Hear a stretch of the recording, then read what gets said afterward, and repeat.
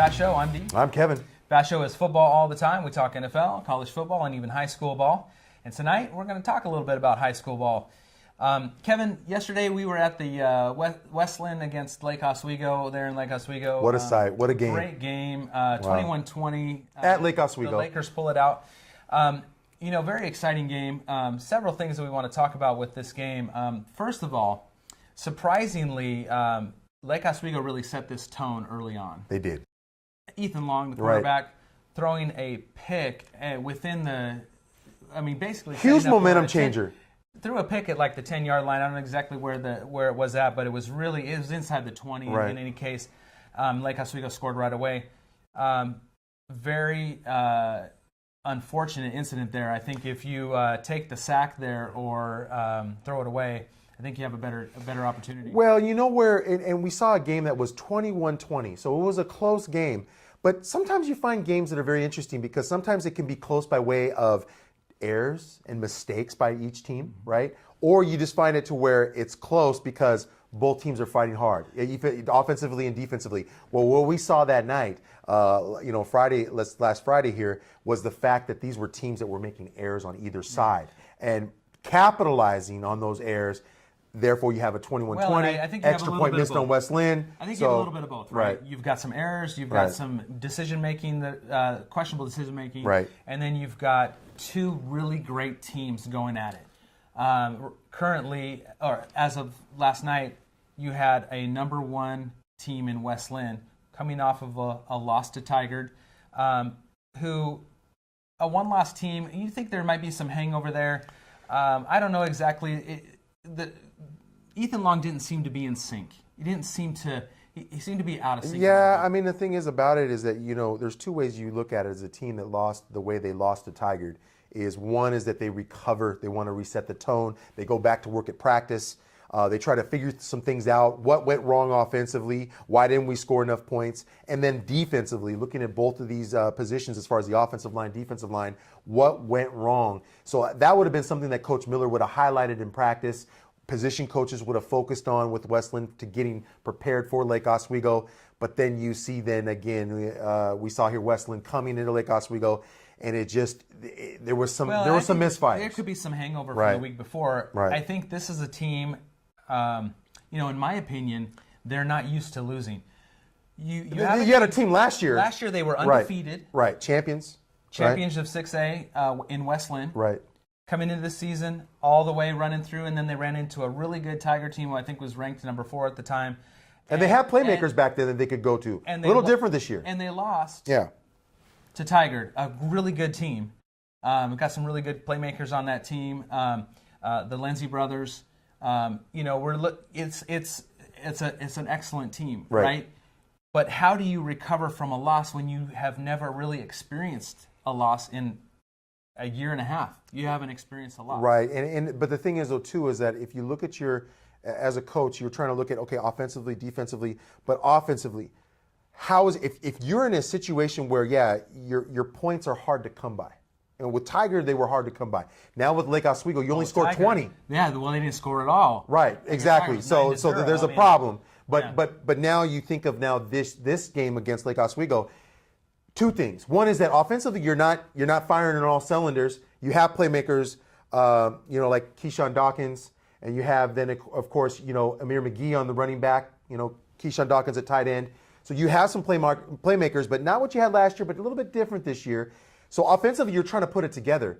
But then again, too, you're facing a defense like Lake Oswego. So that's what kind of stands out to us as well here. Well, that stood out to me is from the get-go last night, you had a Lake Oswego Lakers defensive line that was setting the tone.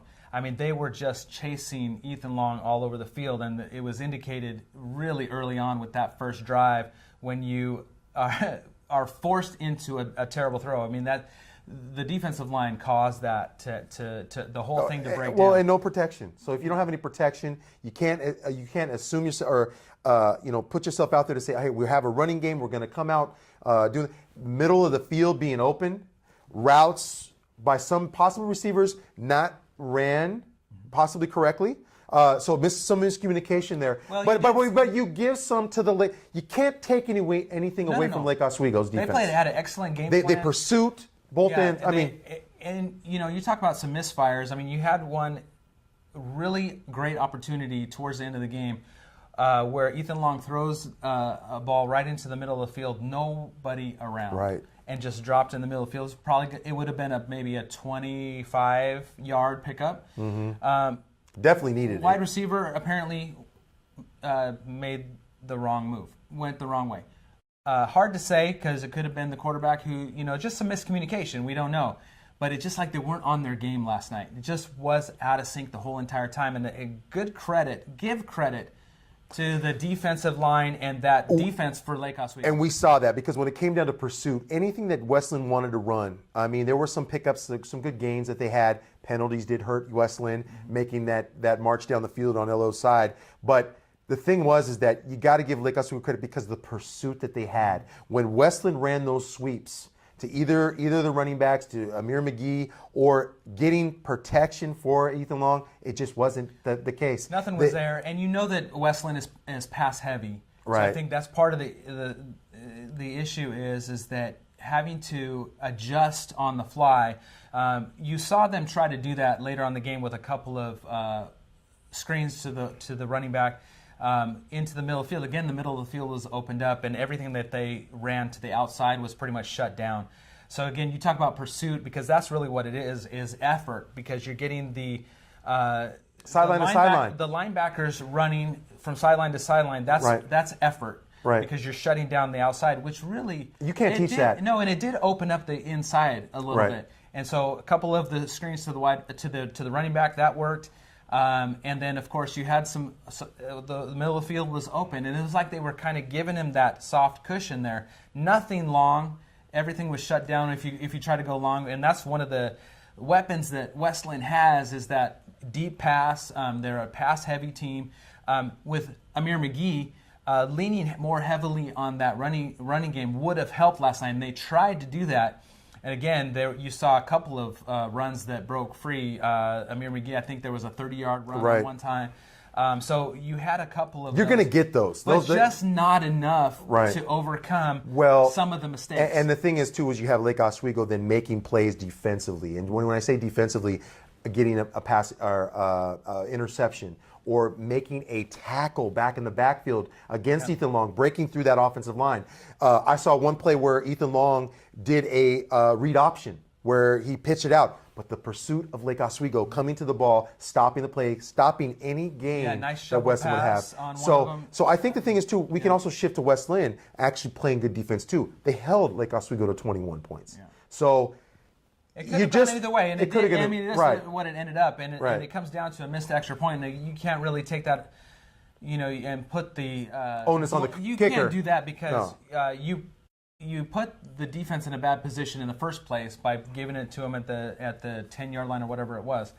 So in any case, you have Lake Oswego now, who has vaulted into the number 1 spot.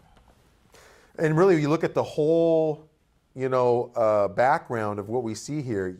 Westland 5-2, so they dropped 2, which are critical losses to me. 2 in a row. In a row. To 2 really good teams. Right. Right now, Lake Oswego the number 1 but team. We know, at the time, Tiger was number 4. Right, and but we saw last night.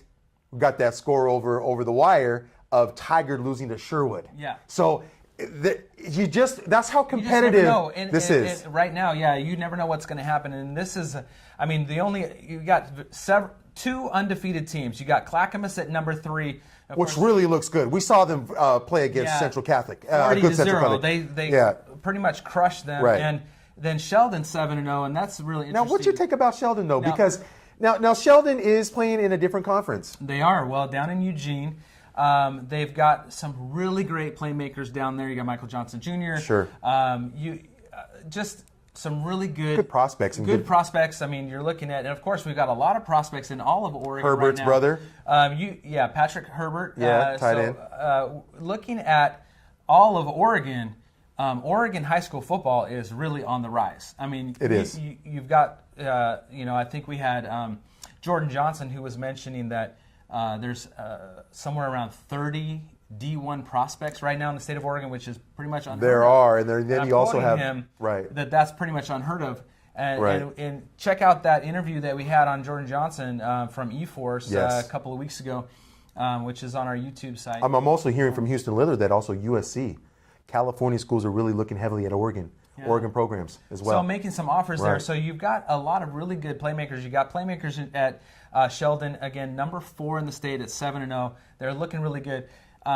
I don't know about the competition. Okay. So I think they're cream of the crop in their division, in their area.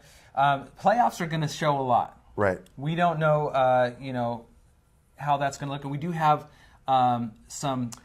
a really big matchup coming up. Right. Sheldon versus South Medford. Right. That's coming up this week. That's going to be a big time showdown because South Medford is number 6. Wow. They only have 1 loss. So to West Lynn. Yeah, to West Lynn. Right. And it was a very close game. Very close game, Very close game towards the beginning of the season there. Sprague, number 5. South Medford, number 6. Central Catholic, and we mentioned them losing to West Lynn. To Clackamas, 40-0. But they're at number 7. Then you have West Salem.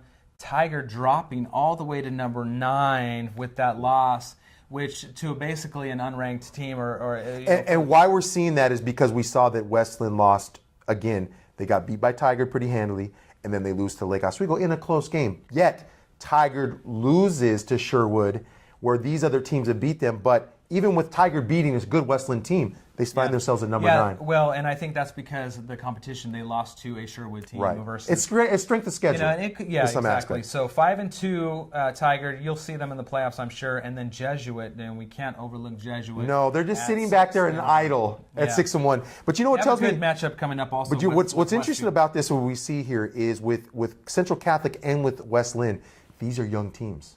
These are young teams. Now, we look at it with some seniors they have, but relatively young freshmen and sophomores that are actually playing. Playmakers, really. So relying heavily on the the freshmen, sophomores. Yeah, because it was said to me by when I was talking to Jordan Johnson a little bit about this, was about Central Catholic. They have so much they have really young players that it will be a two years that we'll see them come back, even at 5-2, still in the hunt at number 7. Mm-hmm.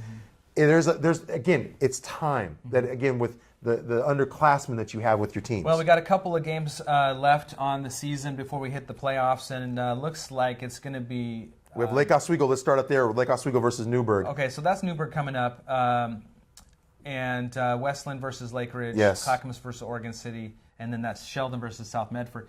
Now, a couple of games coming up left in the season before playoffs begin. This is looking to be like. Anybody's. Right. Lake Oswego looks like it's they're the real deal. West Lynn, I think they'll recover. I just think that they're in a season right now where they're just not used to having a loss, and I think that they'll work themselves through it. You'll see them in the playoffs. Clackamas looks excellent. That's the team that to me stands out because again, when I say idle teams, we have this thing of like playoff contenders versus playoff pretenders. But I also look at idle teams. And what I mean by idle teams, these are teams that basically sit back. Well, hear all the noise about West Lynn. Headlines. Right. They're not in the headlines. West Lynn, Lake Oswego, Sheldon, Jesuit. They're under the radar. They're idle. They're just sitting back going, you know what? These teams are playing, but we're winning games. Mm-hmm. Yeah, so it should be excellent Oregon high school football coming up for the playoffs. So we're really excited about that. So for now, this has been the FATT Show. I'm Dee. I'm Kevin. And we'll check you next time.